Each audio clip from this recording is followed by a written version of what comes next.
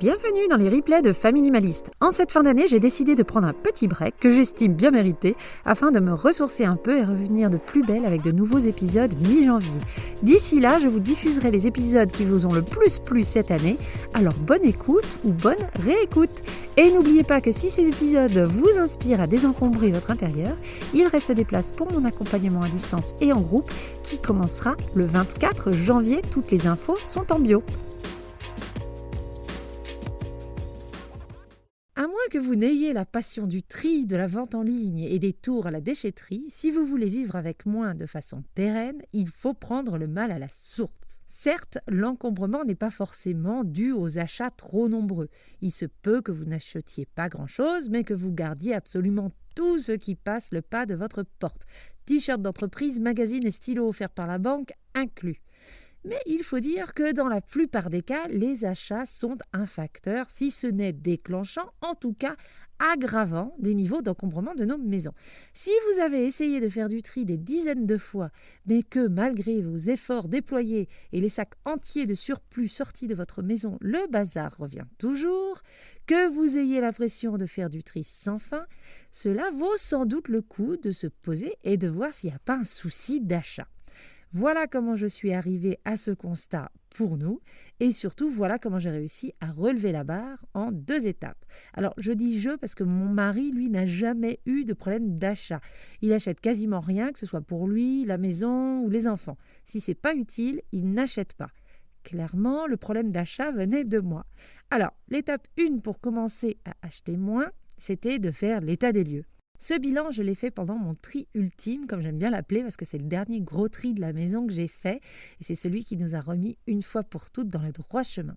C'est à peu près au milieu de ce tri, quand on s'est attaqué à la chambre des enfants, puis après au débarras, que les choses m'ont littéralement sauté à la figure. D'abord, j'ai vu qu'on avait un problème d'accumulation, c'est-à-dire qu'on avait gardé beaucoup trop de choses, beaucoup trop de surplus, ça c'était évident. Et si c'est ce problème en premier qui m'a sauté à la figure et non celui des achats irraisonnés, c'est parce que le problème de tout garder, c'est clairement celui de mon mari. Il a, ou plutôt il avait, tendance à tout garder. Et clairement, c'était beaucoup plus confortable pour moi de pointer ses fautes plutôt que de souligner les miennes. Mais au fur et à mesure du tri, j'ai dû me rendre à l'évidence. On avait, ou plutôt j'avais, acheté beaucoup trop de choses devenues inutiles, tant soit peu qu'elles aient un jour été utiles. Bref, me confronter à mon gâchis m'a fait prendre conscience que le problème venait en fait plus de ce qui rentre dans la maison, plutôt de ce qui y reste. Et quand je vous dis confronté à notre gâchis, je me suis pris, mais alors, une grosse claque. Il faut savoir qu'en Nouvelle-Zélande, où on habitait à l'époque, la déchetterie est payante. Plus on jette, plus on paye. En fait, la voiture est pesée en rentrant dans la déchetterie. Ensuite, on vide tout. Et puis ensuite, elle est pesée à la sortie et on paye au kilo. Donc, on vous donne un ticket avec dessus écrit noir sur blanc le poids des objets invendables, indonnables, toutes les choses abîmées, irréparables qu'on finit à la déchette. J'ai honte, mais encore aujourd'hui. Et quand je vous dis qu'on a jeté des tonnes d'objets et de meubles, on a littéralement jeté des tonnes. Forcément, ça force à regarder les choses en face. Quand tu ressors de ta voiture et que tu vois que tu as jeté 700 kilos de trucs inutiles, ça fiche un peu les boules. Alors le truc, c'est que moi, je ne me voyais pas comme une acheteuse compulsive.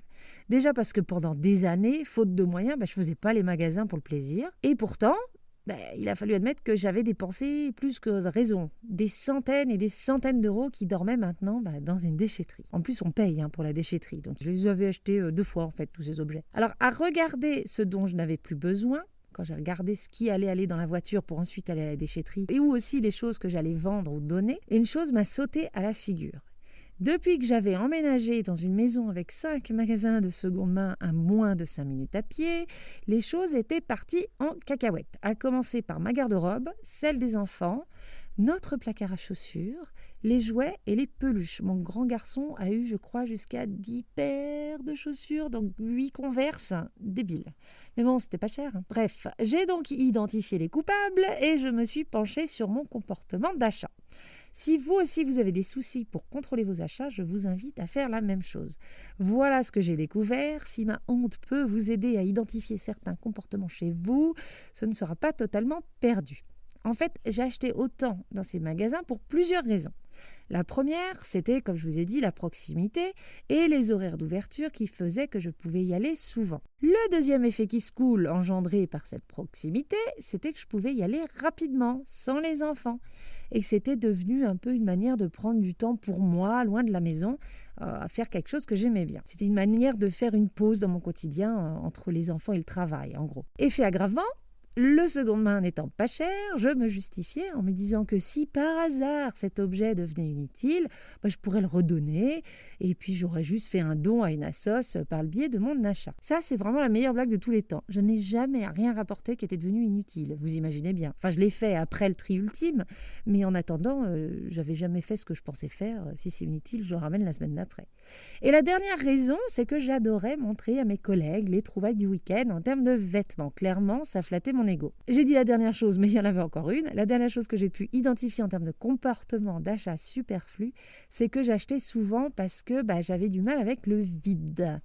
On emménage dans plus grand, faut acheter un meuble justement pour meubler une pièce devenue très grande, ou un cadre, ou plusieurs cadres d'ailleurs, pour ce grand pan de mur que j'avais pas avant. La déco, ça servait plus en fait à remplir l'espace plutôt qu'à apprécier les pièces trouvées.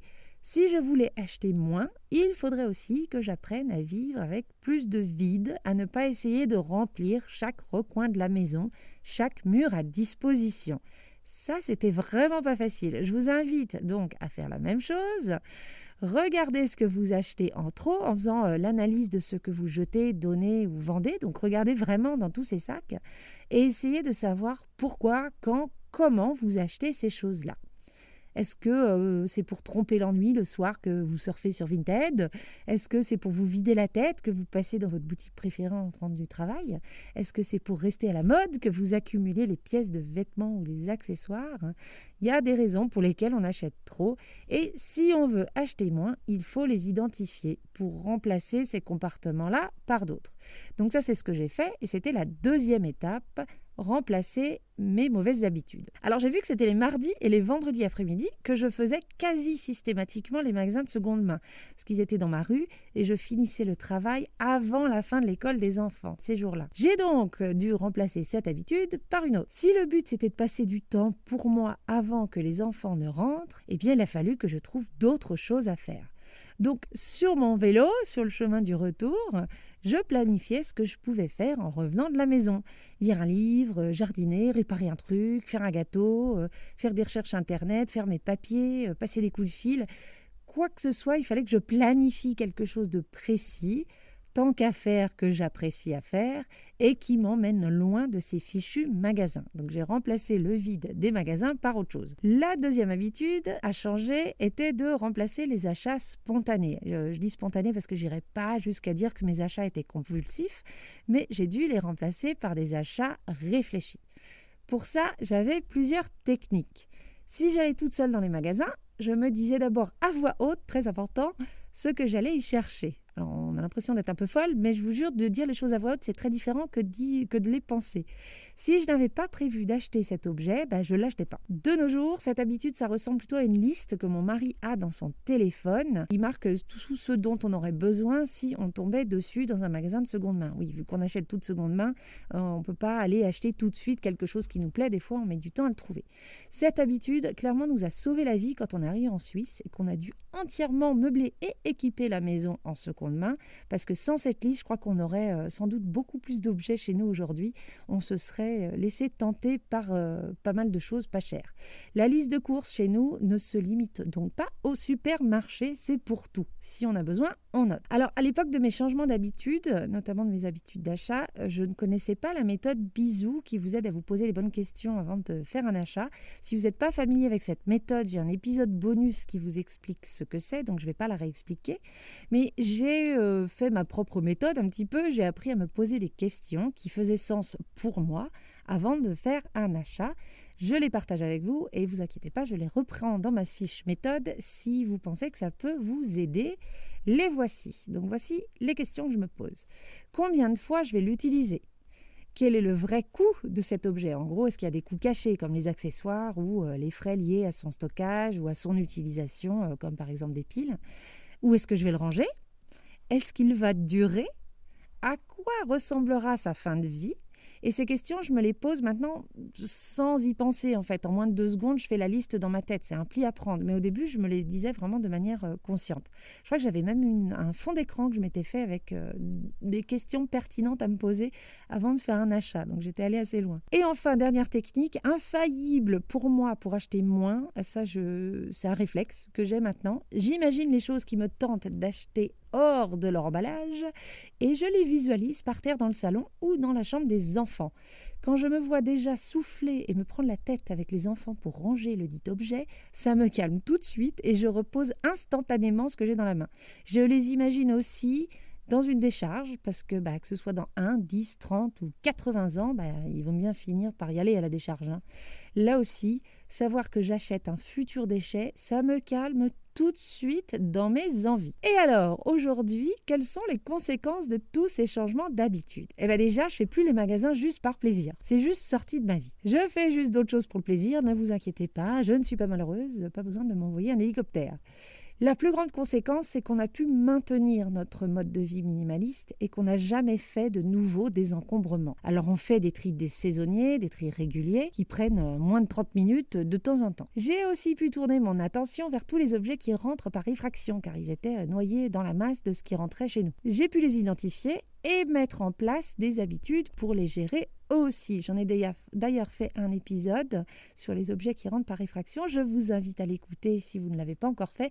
Vous serez surpris de ceux qui rentrent chez nous sans qu'on l'ait acheté. Depuis que nous avons contrôlé les entrées et non juste les sorties, la maison et les placards sont sous contrôle. J'ai appris à apprécier ce que j'avais et non à désirer plus.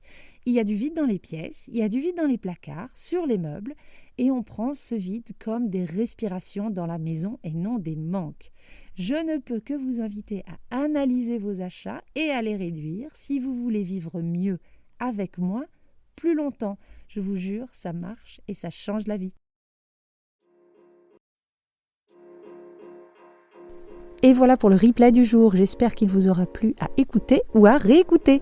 Je tenais à vous remercier pour votre soutien tout au long de cette année 2024. Merci pour les commentaires, les étoiles et les cœurs que vous avez mis sur les plateformes d'écoute. Ça a vraiment permis à faire connaître ce podcast au plus grand nombre. Merci également à toutes celles et ceux qui, à travers leurs dons sur la plateforme Ko-fi, m'ont aidé à couvrir les coûts de production de ce podcast. Si vous voulez rentrer en contact avec moi, si vous voulez télécharger mes outils gratuits pour vous lancer dans le tri ou si vous voulez en savoir plus sur mon programme d'accompagnement, je vous invite à aller en bio. En attendant, je vous dis à très bientôt et n'oubliez pas, vivre avec moins, c'est vivre avec mieux.